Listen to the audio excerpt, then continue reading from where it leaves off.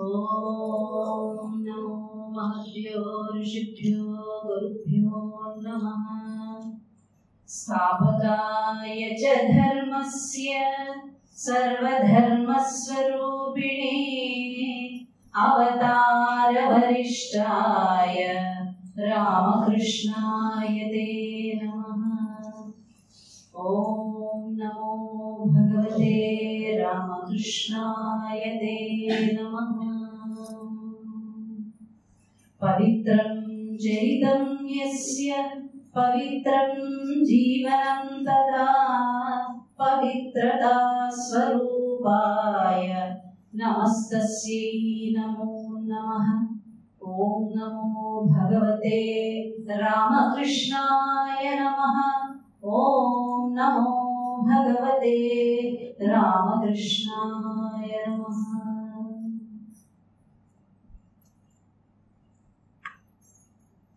గడిచిన వారం మనమంతా కూడా సమితి యొక్క వార్షికోత్సవాల్ని అంగరంగ వైభవంగా జరుపుకున్నాం. విశేషించి స్వామీజీ ఉపన్యాసం చాలా ప్రత్యేకం. అయితే ఆయన ఉపన్యాసం విన్నప్పుడు నాకు కలిగినటువంటి అనుభూతి ఊరికే చిన్నదిగా మీతో పంచుకునే ప్రయత్నం చేస్తాను. ఆయన ప్రసంగం ప్రారంభించినప్పుడు మొట్టమొదట చెప్పినటువంటి మాట నాకు ఎలా అనిపించిందంటే, స్వామి వివేకానంద చికాగో పర్యటనలో మహాసభలో భాగంగా my dear brothers and sisters of America అంతే ఆ ఒక్క మాటతో ఆయన అందరి హృదయాన్ని గెలిచేసుకున్నారు. అలాగే మన స్వామీజీ కూడా ఆయన ప్రసంగాన్ని ప్రారంభించే ముందు ఒక మాట అన్నారు, అది నన్ను చాలా చక్కగా ఆకట్టుకుంది. ఆయన ఏమన్నారంటే, అమ్మా ఇంతవరకు కూడా మీరు సంకీర్తన చేశారు కదా, మీరు భజన్స్ చేశారు కదా, సమస్త శాస్త్రాల యొక్క సారం అదే కదా, కలో నామ సంకీర్తన అన్నారు. రామకృష్ణుల యొక్క చరిత్ర మొత్తం తిరిగేసినప్పటికీ కూడా చివరికి అదే సారం, నామమే అన్నిటికీ సర్వస్వం కలిగినప్పుడు అయినప్పుడు, సమస్త శాస్త్రాల యొక్క సారము అదే అయినప్పుడు, రామకృష్ణుల యొక్క చరిత్ర సారము అదే అయినప్పుడు, నా యొక్క ఉపన్యాసము ప్రసంగం యొక్క సారము కూడా అదే ఉంటుంది. కాబట్టి మీరు ఇంకో గంట భజన చేసినప్పటికీ కూడా అదే ఫలితం కదా అమ్మా అన్నారు. అది నాకు ఎంత బాగా నచ్చిందంటే, అది ఆయన యొక్క సంస్కారం. ఆ మాట ఆయన యొక్క ఔన్నత్యం, ఆయన యొక్క ఉదారత. ఆ మాట వాస్తవానికి పరమాత్మని కేవలం సంకీర్తన రూపేణ మాత్రమే కాదు, కథారూపకంగా, సేవ రూపకంగా, ఇలా అనేక రకాలుగా భగవద్ అనుభూతిని మనం పొందవచ్చు. దానినే మన భగవద్గీతలో కృష్ణుడు చెప్తాడు అనమాట, బోధయంత పరస్పరం కథయంతిచ్చమాం దుష్యంతి చ రమంతి చ అంటాడు. నా భక్తులు నా యొక్క కథలను పరస్పరం చెప్పుకుంటా వాళ్ళలో వాళ్ళు రమిస్తూ సంతోషిస్తూ ఉంటారు అని చెప్పి భగవంతుడు చెప్తాడు అన్నమాట. అదేవిధంగా ఆయన ఆ రోజు అనేకమైనటువంటి భాగవత పద్యాలను చక్కగా పాడి వినిపించారు. అనేక శ్లోక ప్రామాణికాలని ఉటంకిస్తూ ఆ కుచేలోపాఖ్యాన్ని కూడా మనకి చెప్పడం ఆ రోజు జరిగింది. అయితే కుచేలోపాఖ్యానంలో కృష్ణుడు కుచేలుడిని అనుగ్రహిస్తాడు. కుచేలుడిని కృష్ణుడు అనుగ్రహించడంలో పెద్ద ప్రత్యేకత ఏం లేదు, ఎందుకంటే భగవంతుడు కరుణా సముద్రుడు. ఆయన ఎవరి పట్లైనా కూడా ఆయన యొక్క కృపని వర్షంగా కురిపించగలడు. అది ఒక మారుమూల అడవిలో ఉన్న ఏనుగు పైన చూపించగలడు, కలుగులో ఉన్న ఎలక పైన చూపించగలడు, నీటిలో ఉన్న సర్పం అయినా చూపించగలడు. ఎందుకంటే ఆయన అందరూ సమానమే. ఆయన కరుణ, ఆయన అనుగ్రహించడంలో పెద్ద ప్రత్యేకత ఏం లేదు. మరి ఏంటంటే ప్రత్యేకత? కుచేలుడే ప్రత్యేకత అక్కడ. ఎందుకంటే అందరూ అనుకుంటారు భగవంతుడు కదా అనుగ్రహించి అంత పేదవాడైనా కూడా తన మిత్రుడు కాళ్ళు కడిగాడు, అంత అనుగ్రహించాడు. కానీ అంతటి కటిక దరిద్రాన్ని సుధాముడికి కలగడానికి గల ఆ వృత్తాంతాన్ని తెలుసుకుంటే మనకి కూడా చాలా ఆనంద బాష్పాలు వస్తాయి అన్నమాట, కన్నీళ్ళు వస్తాయి. అతని యొక్క త్యాగం అంత గొప్పది సుధాముడిది అనమాట. ఈ గోపాల బాలురంతా కూడా గురుకులంలో సుధాముడి దగ్గర, సాందీపుడి దగ్గర విద్యను అభ్యసించేవారు. అలా అభ్యసించినప్పుడు ఆ విద్యాభ్యాసం పూర్తయిపోయిన తర్వాత అక్కడి నుంచి గోవులన్నింటినీ మేపుకోవడం కోసం అక్కడి నుంచి గోవర్ధన వెళ్ళిపోతారు. ఆ వెళ్ళేటప్పుడు గురువు గారికి ఇక పుత్రులతో సమానం ఆయన శిష్యులు. పూర్వం అటువంటి బంధం ఉండేది గురు శిష్యుడికి. అయితే చిన్నపిల్లలు కదా, చాలాసేపు గోవులు మేపుతారు కదా, వీళ్ళకి ఆకలి ఇస్తే తినడానికి ఏమన్నా పెట్టి మూట కట్టించు, పొట్టలు కట్టించు ఇస్తే ఆవులు మేపుకున్నాక ఆకలి ఇస్తే తిరిగిపోయి తిరుగుతారులే అనేటటువంటి వాత్సల్య భావంతో ఆయన ఏం చేసేవారంటే రోజు ఏవో ఒకటి పొట్లను కట్టి ఇచ్చేవారు. అయితే ఆ రోజు ఒక మహర్షి ఆతిథ్యం పొందడానికి సాందీప మహాముని ఆశ్రమానికి వస్తారు. వచ్చినప్పుడు మధ్యాహ్నం భోజన సదుపాయం ఏర్పాటు చేయమంటారు. ముందే సందేశం పొందుతారు. అలాగే మధ్యాహ్నం భోజనం ఏర్పాటు చేస్తారు. అందరూ భోజనాలు కూడా అయిపోతాయి. అయిపోయిన తర్వాత ఆయన విశ్రాంతి తీసుకుంటారు. సాందీప మహాముని పిల్లలిద్దరికి కూడా పొట్లాలు కడతారు. మిగిలిన తిరుమణాలు ఏ ఉంటే 2 పొట్లాలు కడతారు, కట్టి ఉంచుతారు. సరే, ఇది విశ్రాంతి అయిన తర్వాత సాందీప మహాముని దగ్గరికి వస్తారు. వచ్చినప్పుడు సాందీప, తిరుగు ప్రయాణంలో మాకేమైనా తిరుబండారాలు ఉంటే కనుక మాకు ఏదైనా ఏర్పాటు చెయ్యి, మేము ఆ ప్రయాణంలో మాకు ఉపయోగంగా ఉంటాయి అని చెప్పి అని అడుగుతారు. అయితే అప్పటికే తీసి పక్కన పెట్టి పొట్టలు కట్టించారు కదా కృష్ణుడి కోసం, గోపాలం కోసం. కానీ ఆ మాట ఆయన నేరుగా చెప్పకూడదు కదా. అందుకని ఆయన అంటారు, మహాశయ, తిరుబండారాలు పదార్థాలు మధ్యాహ్న భోజనానంతరం అన్ని పూర్తయిపోయాయి, ఖాళీ అయిపోయి, ఇప్పుడు మళ్ళీ తయారు చేయాల్సి వస్తుంది అని చెప్పాడు. అయితే చాలా కోపం వస్తుంది మహర్షి. ఒక చిన్న ఏంటి మరి ఇంత నేరుగా ఎలా అనేసాడేంటి మొహం మీద అని చెప్పి ఆయనకి అనిపిస్తుంది. నమ్మబుద్ధి కాదు ఎందుకో సాందీపుని చూసి ఆ మాట. అందుకని ఆయన వెంటనే తులసివనంలోకి ఒక చెట్టు కింద కూర్చుని దివ్య దృష్టితో చూస్తారు.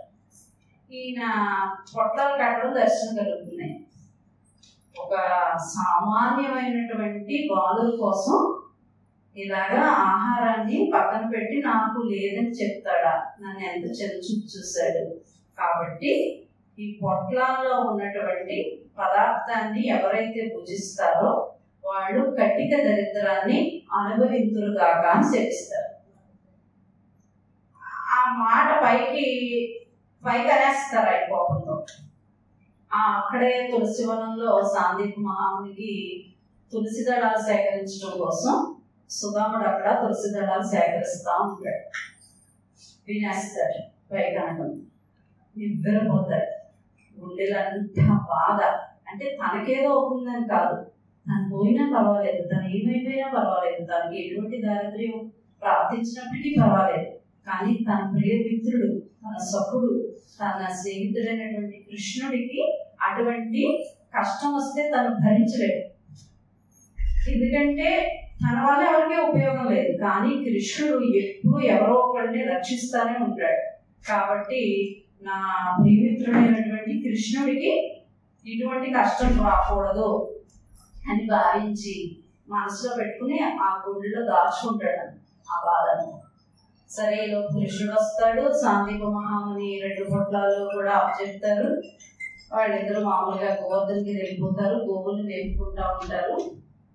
గోవులు మేపుకున్న తర్వాత ఇది పిలుస్తాడు సుధామని. సుధామారా, ఇప్పుడు దాకా ఆవులు మేపాం కదా, చాలా ఆకలిగా ఉందరా, పొగాలు తిందాం అంటే అసలు ఈయన కపటనాట సూతదారి. ఆకలి వేసిన అయ్యోని కంగారు పెడతాడు.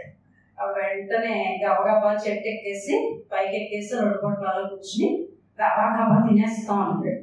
సుధామ, తింటే తిన్నాంలే, నీ పొట్లం నువ్వు తిను, నా పొట్లం నాకు ఉంచు అంటే అది అలా కాదని చెప్పి ఎక్కిళ్ళు వచ్చేస్తున్నా కూడా తెగమింగేసుకుని బలవంతంగా కుక్కుని ఆనవాళ్ళు లేకుండా పొట్లాలతో సహా మొత్తం నవ్వేస్తారు. దాని ఫలితం సుధాముడికి అటువంటి కటిక దారిద్ర్యం ప్రాప్తించింది. అయితే ఎంత దారిద్ర్యం అనుభవించినప్పటికీ కూడా ఆయన శ్రీకృష్ణుని యొక్క కృపకి పాత్రుడయ్యాడు. అది మనకి ఎలాగో తెలిసినటువంటి విషయం. కాబట్టి ఈ అఖండ భారతంలో చెప్పుకోవడానికి కేవలం మనకి భగవద్ విషయాలే అవసరం లేదు. అనేక మంది మహాత్ములు, అనేక మంది మహర్షులు, అనేక మంది మనకి మార్గదర్శకులు, అనేక మంది ఆదర్శప్రాయులైనటువంటి మహనీయులు ఈ భారతావనిలో ఆవిర్భవించారన్నమాట. వారి గురించి కూడా ఎప్పటికప్పుడు తెలుసుకుంటూ ఉంటే మనకి ఆదర్శంగా ఉంటారు. అయితే ఈరోజు తొలి ఏకాదశి పర్వదినం. తొలి ఏకాదశి యొక్క విశిష్టత ఏంటి అంటే, ఈరోజు స్వామి యోగ నిద్రలోకి వెళ్తాడు విష్ణుమూర్తి. అది అందరికీ తెలిసిన విషయం. అయితే ఇంకొక కోణం తీసుకున్నట్లయితే కనుక చాతుర్మాస్య వ్రతం సన్యాసులందరూ కూడా ఇక్కడి నుంచి ప్రారంభిస్తారు. అంటే వ్రతస్తులకి కొన్ని నియమాలు ఉంటాయి చాతుర్మాస్యం ప్రారంభించడానికి, వాళ్ళకి కొంచెం ఎక్కువ ఉంటాయి. అలా చాతుర్మాస్య వ్రతం ప్రారంభించినప్పుడు మొదలైనటువంటి ఏకాదశి కాబట్టి దాన్ని తొలి ఏకాదశి అన్నారు. అయితే అసలు ఏకాదశి అంటే ఏంటి? ఏకాదశి అంటే 11 అని అర్థం. ఏంటి 11 అని అన్నప్పుడు 5 జ్ఞానేంద్రియాలు, 5 కర్మేంద్రియాలు, వాటిలన్నింటినీ కూడా తన అధీనంలో ఉంచుకునేటటువంటి అంతరేంద్రియమైనటువంటి మనస్సు మొత్తం కలిపి ఆ 11 కూడా ఏకోన్ముఖమై భగవంతుని వైపు మాత్రమే తిరిగి సాధన చేసుకునేటటువంటి తిథి ఏకాదశి అని అంటారు. ఇంకొకటి ఏంటంటే, మన కడుపుకి కంటికి సంబంధం ఉంటుంది. కడుపు బాగా నిండితే కంటి నిండా నిద్ర పడుతుంది, కడుపు నిండకపోతే నిద్ర పడదు, రెప్పపడదు. కాబట్టి బాగా కడుపు నిండితే నిద్ర వస్తుంది, కాబట్టి సాధన చేయలేదు. సాధనకి నిద్ర బంధహేతు కాబట్టి దానిని పక్కన పెడితే సాధన బాగా చేసుకోవచ్చు అనేది ఒక కారణం. ఇంకొకటి, శరీరం కడుపు పూర్తిగా ఖాళీ అయిన తర్వాత మాత్రమే మళ్ళీ పదార్థాన్ని లోపలికి పంపాలి అని మన శాస్త్రం చెప్తుంది. అంటే సైన్స్, ఇండియన్ సైన్స్ అన్నమాట. అదే కదా ఇప్పుడు అందరూ చేస్తున్నాం. మళ్ళీ ఆ సర్కిల్ రిపీట్ అవుతుంది మళ్ళీ అదంతా కూడా. అది ఒక కారణం. భౌతికమైన కారణం, శరీరం తిరిగి ఉత్తేజం అవుతుంది. మళ్ళీ ఖాళీ అయితే మళ్ళీ లోపల ఉన్నటువంటి అవయవాలన్నీ కూడా ఉత్తేజంగా పనిచేస్తాయి, అదొక కారణం. 2, అలా ఖాళీగా ఉన్నప్పుడు నిద్ర మనకి బంధహేతువు కాకుండా ఉంటుంది కాబట్టి సాధనకి అది ఒక కారణం. సరే, ఏకాదశి రోజు మాత్రమే ఎందుకు సాధన చేయాలి? భగవంతుడు ఎప్పుడు ఉంటాడు కదా, అన్ని చోట్ల ఉంటాడు కదా, ఏం ప్రత్యేకించి ఏకాదశి రోజు ఎందుకు చేయాలి అంటే, మనం ఇంతకుముందు చెప్పుకున్నాం. వృద్ధి రోజుల్లో ఒక మొక్కను నాటినప్పుడు, అలాగే వర్షాకాలంలో నాటినప్పుడు రెండింటికి చాలా తేడా ఉంటుంది.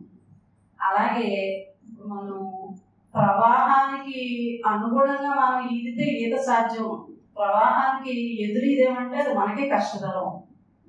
అలాగే మనకి సూర్యుడు, చంద్రుడు, భూమి ఈ 3 కూడా ఏకాదశి సమయంలో లంబకోణంలో ఉంటాయి అన్నమాట, నిటారుగా ఉంటాయి. అటువంటి అప్పుడు సాధన చేసినట్లయితే అది ఏమవుతుందంటే, యోగులు సాధన చేసినప్పుడు లోపల ఉన్నటువంటి జీవుడు నిష్క్రమించేటప్పుడు ఊర్ధ్వముఖంగా నిష్క్రమిస్తాడు. అందుకే అన్ని మరణాల్లో ఏకాదశి మరణం ఉత్తమం అని అంటారు. అలాగే గ్రహాల యొక్క ప్రభావం సాధనకి ఏంటండి సంబంధం అనొచ్చు. అయితే చంద్రమా మనసో జాతః అంటారు. అంటే ఏంటంటే పరమ పురుషుని యొక్క మనస్సు నుండి చంద్రుడు ఉద్భవించాడు కాబట్టి మనందరికీ కూడా మనఃకారకుడు చంద్రుడు. మనందరికీ కూడా మనం గమనించం కానీ మన పైన అమావాస్య పౌర్ణమి ప్రభావాలు మన పైన ఉంటాయి. కాకపోతే కొంచెం మానసిక రుగ్మతలు కలవాళ్ళకి, మానసిక రోగులకి అది కనిపిస్తుంది, మనకు కనిపించదు. మనం దాచుకుంటాం, వాడు దాచుకోరు కాబట్టి కనిపిస్తుంది. కానీ ఖచ్చితంగా ప్రతి పౌర్ణమికి, ప్రతి అమావాస్యకి కూడా మన మనస్సు మీద ఆ ప్రభావం ఖచ్చితంగా ఉంటుంది. కాబట్టి ఈ మూడు కూడా చంద్రుడు, సూర్యుడు, భూమి సమానంగా ఉన్న సమయంలో సాధన చేస్తే దాని యొక్క ఫలితం ఏమవుతుందంటే ఊర్ధముఖంగా మహాత్ములందరికీ కూడా ఊర్ధముఖంగా జీవుడు నిష్క్రమిస్తారు. కాబట్టి వాళ్ళే ఉత్తమ మరణాలు అని అంటారు. అది వాస్తవానికి కాదు. ఇంకొకటి చూసుకుంటే కనుక శాస్త్రంలో ఒక మాట ఉంది, స్వామి పుష్కరిణి స్నానం, సద్గురోహ పాదసేవనం, ఏకాదశి వ్రతం చాపి త్రయం అత్యంత దుర్లభం అని అన్నారు అన్నమాట. అంటే ఏంటంటే మనం సహజంగా తిరుపతి పెడతాం, అన్ని చూస్తాం, అన్ని చేస్తాం, కానీ కొంచెం ఎందుకో కానీ పుష్కరిణి స్నానం విషయంలో అందరూ శ్రద్ధ వహించరు. 1, 2 సద్గురోహ పాదసేవనం. సద్గురు ఎలా ఉంటాడు? అసలు శరీరమే నేను కాదన్న భావనలో ఉంటాడు. కాబట్టి ఆయన నిజంగా కాళ్ళు నొప్పులు వచ్చినా కూడా ఆయన పట్టించుకోడు, ఉన్నా లేవంటాడు. అసలు శరీరమే నాకు కాదు, నేను కాదు అంటాడు. అటువంటిప్పుడు నీకు పాదసేవ చేసుకునేటప్పుడు అటువంటి అవకాశం నీకు ఎలా లభిస్తుంది? లభించదు. 3 ఏకాదశి వ్రతం. అసలు ఏకాదశి వ్రతం అంటే ఏంటి అన్నప్పుడు, మామూలుగా లోకంలో వ్రతాలు ఉంటాయి కదా, సత్యనారాయణ స్వామి వ్రతం, వరలక్ష్మి వ్రతం. ఒక వ్రతం చేసి ఇదే వ్రత ఫలితాలు చెప్తా ఉంటారు కదా, చక్కని సంతానం కోసం అని, లేకపోతే ఉద్యోగం కోసం అని, లేకపోతే వివాహం కోసం అని రకరకాలైనటువంటి మహత్యాలు చెప్తా ఉంటారు. ఒక్కొక్క వ్రతానికి ఒక్కొక్క ఫలితం. మరి ఏకాదశి వ్రతానికి ఫలితం ఏంటి అంటే కనుక, మన శరీరం విడిచిపెట్టేటప్పుడు భగవన్నామము గనక మనం స్మరించినట్లయితే గనక మనం భగవంతుని పొందుతాము అని అంటారు. అన్న మాట ఎవరన్నారు? ఓ మహర్షి, ఒక యోగం అనలేదు, సాక్షాత్తు కృష్ణుడు భగవద్గీతలో అన్నాడు, అంతకాలేచ మామేవ స్మరన్ముక్త్వా కళేబరం యప్రయాతీశ మద్భావం యాతి నాస్యత్ర సంశయః. అంత్యకాలమునందు నన్ను ఎవరైతే స్మరిస్తారో వాళ్ళు సందేహం లేకుండా నన్ను పొందుతారు అని అన్నారు. మరి అది సాధ్యమేనా? అంత్యకాలంలో మరణ సమయం అంచులో ఉన్నప్పుడు మనం భగవన్నామ స్మరణ సాధ్యం కాదు. ఎందుకంటే అందరికీ కొన్ని ఆకస్మిక మరణాలు ఉంటాయి, అది ఊహించరు. క్షణాల్లో రెప్పపాటులో మృత్యువుల్లోకి మనం వెళ్ళిపోతాం. 2 సునాయాస మరణాలు ఉంటాయి, చాలా తేలికి వెళ్ళిపోతారు. రాత్రికి రాత్రి నిద్రలో వెళ్ళిపోతారు. అసలు వాళ్ళకి మృత్యు వచ్చినట్టు తెలియదు, వెళ్ళినట్టు తెలియదు. కానీ అందరికీ సునాయాస మరణాలు ఉండవు కదా, అందరికీ ఆకస్మిక మరణాలు ఉండవు కదా. చాలా మందికి 3 వంతుల వరకు శారీరక యాతన ఎంతో అనుభవిస్తే తప్ప మరణం అంత తేలిగ్గా రాదు. ఉదాహరణకు ఒక వ్యాధిగ్రస్తమైనటువంటి పరిస్థితిలో ఒక రోగి ఉంటాడు అనుకోండి, ఒక హాస్పిటల్లో ఉంటాడు. కింద తిందామంటే సెలైన్ పడతారు, ఏమి తినకూడదు అంటారు. మంచినీళ్ళు తాగుదామంటే తాగనివ్వండి. పోనీ సుఖంగా ఊపిరి తీసుకుందామా అంటే ఓ పరికరాలు పెడతారు, దాని ద్వారానే గాలి వెళ్ళాలంటారు. పోనీ మన పక్కన ఉన్న వాళ్ళు ఏమన్నా మాట్లాడుకుంటే, కుటుంబ సభ్యులు మాట్లాడే లేకపోయినా కనీసం వెళ్దాం ఇంటికి ఊర్లు అనుకుంటే, ఇక్కడ మాట్లాడకండి, బయటికి వెళ్ళి మాట్లాడుకోండి అని బాగేస్తారు. ఏమి చేయలేని భయంకరమైన పరిస్థితి. ఆ బయటికి 2 బెడ్లు అవతల అతను సడన్ గా పోయాడు అనుకోండి, ఇంకే పరిస్థితి దారుణం, మానసిక పరిస్థితి. అటువంటి పరిస్థితుల్లో రాబోయేలా భగవన్నామని చెప్పంటే ఎవరు చెప్పగలరా? అసలు అది సాధ్యమేనా? ఏమాత్రం కూడా సాధ్యం కాదు.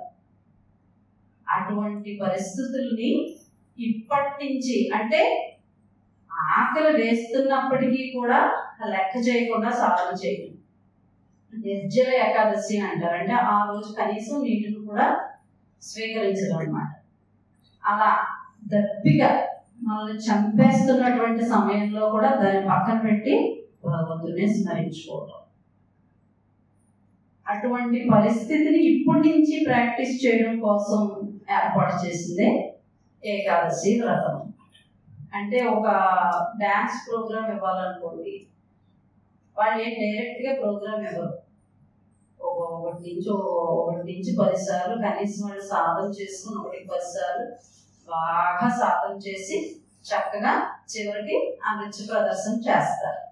అలాగా ప్రతి ఏకాదశి నాడు కూడా మనల్ని ఈ రకంగా మానసికంగా మనల్ని తయారు చేయడం కోసం ఏర్పాటు చేయబడింది ఏకాదశి వ్రతం. అలాగే కేవలం ఉపవాసం కోసమే ఏర్పాటు చేయబడింది ఏకాదశి వ్రతం కావాలి. భగవంతుడికి దగ్గరగా వాస ఉండడం కోసం ఏర్పాటు చేయబడింది. కానీ ఉపవాసం అనేటప్పుడు అది పెద్ద సబ్జెక్ట్ అయిపోతుంది. ద్వాదశ రోజు టిఫిన్ వేయాలి కాబట్టి ఈ రోజు నుంచి పబ్బే నానబెట్టుకోవాలి, అట్లా వేయాలో ఇడ్లీ వేయాలి, అస్సలు ఆలోచనే రాకూడదు. అటువంటి మన వివేకానంద స్వామి అంటారనమాట, అస్తమాన తిండి గురించి ఆయన ఉపవాసాల గురించి మాట్లాడాల్సి వస్తే స్వామి వివేకానంద అంటారు, don't bring the spirituality to teachers level అంటారు అన్నమాట. మనం చివరికి ఉపవాసం ఏమైందంటే అది పెద్ద సబ్జెక్ట్ అయిపోయింది అనమాట. మామూలు ఉపవాసాలు చేసేటప్పుడు పళ్ళు తీసుకోవచ్చు, పాలు తీసుకోవచ్చు, కాకపోతే దృష్టి దేని అని ఉండాలి అనేది మాత్రం ముఖ్యం అన్నమాట. అందుకని ఈ ఏకాదశిని ఈ విధంగా ఏర్పాటు చేయడం జరిగింది. అలాగే ఏకాదశి నెలకు 2 సార్లు వస్తుంది. 2 పక్షాలు, కృష్ణపక్షం, శుక్లపక్షం, అలా నెలలో 2 సార్లు వస్తుంది. అటువంటిది నెలకి 2 ఏకాదశులు అంటే సంవత్సరానికి 12 నెలలు, 12 × 2 24 ఏకాదశులు వస్తాయి. ఒక్కో దానికి ఒక్కో ప్రత్యేకత. ఇప్పుడు వచ్చింది శయన ఏకాదశి అంటారు. అంటే మనకి 24 గంటలు ఒక రోజు అయితే కనుక దేవతలకి, వాళ్ళు పితృదేవతలు అవ్వచ్చు, మామూలు దేవతలు అవ్వచ్చు, ఎవరైనప్పటికీ కూడా ఇలా 24 ఏకాదశులు అంటే సంవత్సరం కలిపి ఒక రోజు లెక్క అన్నమాట. అందుకని మన పితృదేవతలకి సంవత్సరానికి ఒకసారి తద్దినం, ఆప్తికం అంటారు, తద్దినం. అది మొత్తం సంవత్సరానికి ఒక రోజు పెడితే మన ప్రతి సంవత్సరం పెడితే ప్రతి రోజు వాళ్ళకి రోజులు పెట్టినట్టు లెక్క అన్నమాట. దేవతలకైనా అంతే. అలాగే ఇప్పుడు రాత్రి లెక్క అన్నమాట. దేవతలకి ఒక రోజు పూర్తయి ఇది రాత్రి లెక్క. అప్పుడు స్వామి ఏం చేస్తాడంటే ఇప్పుడు నిద్రకి ఉపక్రమిస్తారు ఇస్తారు శ్రీమన్నారాయణ. అందుకని దీన్ని శయన ఏకాదశి అని అన్నారు. తర్వాత మళ్ళీ ఉత్థాన ఏకాదశి అని అంటారు. ఆ రోజు శ్రీ మహావిష్ణువు మేల్కొంటాడు అన్నమాట, లేస్తాడు యోగ నిద్ర నుంచి. పరమాత్మ పడుకుంటే ఎలాగంటే అసలే పోషక వ్యవస్థ అంతా కూడా ఆయన చేతిలో ఉంది. లైవ్ అంటే శివుడి చేతిలో ఉంది. కానీ ఆయన నిద్రపోతే ఎలాగా అంటే అసలు శరీరమే లేని వాడికి నిద్ర ఏంటి? నిద్ర లేదు, మెలకువ లేదు, ఆయనకి అసలు శరీరమే లేదు కదా. కాబట్టే నిజంగా ఉంటే ఆయన మనం పెట్టిన నైవేద్యం స్వీకరించాలి, నోటితో తినాలి. తింటున్నారా? లేదు. కాకపోతే ఆయన యొక్క దృష్టి సారించడం చేత ఆ నైవేద్యం ప్రసాదంగా మారబడతారు అన్నమాట. అంటే ఆయన కంటితో స్వీకరిస్తున్నాడు, దృష్టి చేత అన్నమాట. మన అలా కంటితో చూసి అయిపోయింది, కడుపు నిండిపోయిందని అనుకోగలరా? మనకు ఆ శక్తి లేదు. కాబట్టి భగవంతుడికి మనకి పోల్చడానికి లేదు. ఆయనకి ఇది యోగ నిద్ర. ఆయన పని ఆయన చేసుకుంటానే ఉంటాడు. ఆయన డ్యూటీ ఏం ఆయన మాండవు. ఆ సృష్టి వ్యవహారం అంతా కూడా ఆయన యోగ నిద్రలో ఉన్నప్పటికీ కూడా అలా నడిపిస్తూనే ఉంటాడు. మధ్యలో పార్శ్వ ఏకాదశి వస్తుంది. నిద్రలో ఒకసారి పక్క తిరిగి పడుకుంటాం కదా, అలా అన్నమాట ఆయనకి. అలా రకరకాలుగా చెప్తారు. భౌతికమైన మన సంప్రదాయంలో ఉన్న ప్రతి దానికి కూడా ఒక భౌతికమైన అర్థం ఉంటుంది. ఒక సామాజిక దృష్టితో ఉన్నటువంటి ఒక కోణాన్ని ఆవిష్కరిస్తారు. అలాగే సైంటిఫిక్ గా, వైజ్ఞానిక పరంగా కూడా ఒక కోణాన్ని ఆవిష్కరిస్తారు. పండుగ రోజు మామిడాకులు కట్టుకుంటాం, ఆక్సిజన్, కాబట్టి అందులో కూడా ఒక సైన్స్ ఉంది. అలాగే మానవీయ దృష్టి, ముగ్గు పెడతాం, అందులో ఆ పిండి తినడానికి 3 జీవరాశులు వస్తాయి.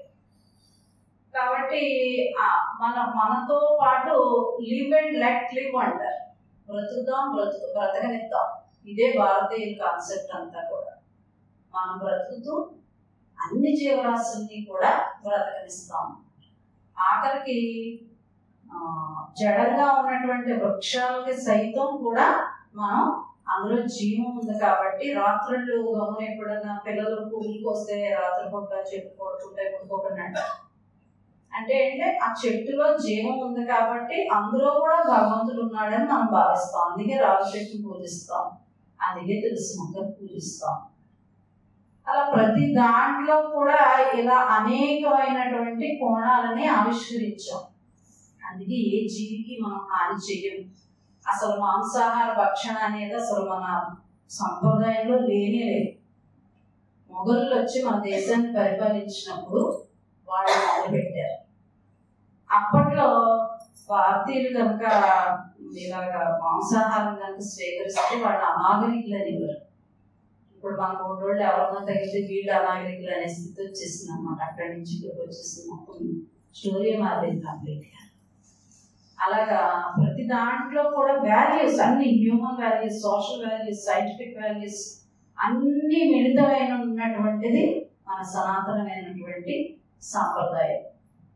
దానిని నిలబెట్టడానికి వచ్చినటువంటి అనేక మంది మహనీయులు, అవతార పురుషుల్లో ఒకరైనటువంటి రామకృష్ణ పరమహంస.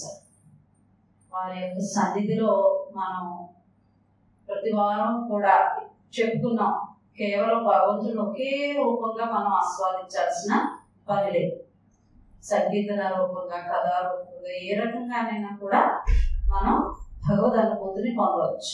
కాబట్టి ఈ రకంగా మనకి ఒక స్థావరాన్ని ఏర్పాటు చేసి చక్కగా భగవన్నామ సంగీతం చేసుకుంటూ అనేక మంది స్వామీజీలు, అనేక మంది మాతాజీలు ఈ విధంగా రామకృష్ణ చరిత్రని ఏదో ఒక వైశిష్ట్యాన్ని సమయం వృధా చేసుకోకుండా తెలుసుకునేటటువంటి అవకాశాన్ని కల్పించినందుకు శివవర్మ గారికి, ఇటువంటి అవకాశాన్ని మనకు ప్రాప్తింపజేసినటువంటి శారదమ్మ, రామకృష్ణుడు, అలాగే స్వామి వివేకానందులకి ఎప్పటికీ మనకి మృత్యువు అంటే భయం పోయేటటువంటి స్థితికి మనల్ని అనుగ్రహించాలని కోరుకోవాలి. ఎందుకంటే ఈ రోజు విశేషమే అది కదా.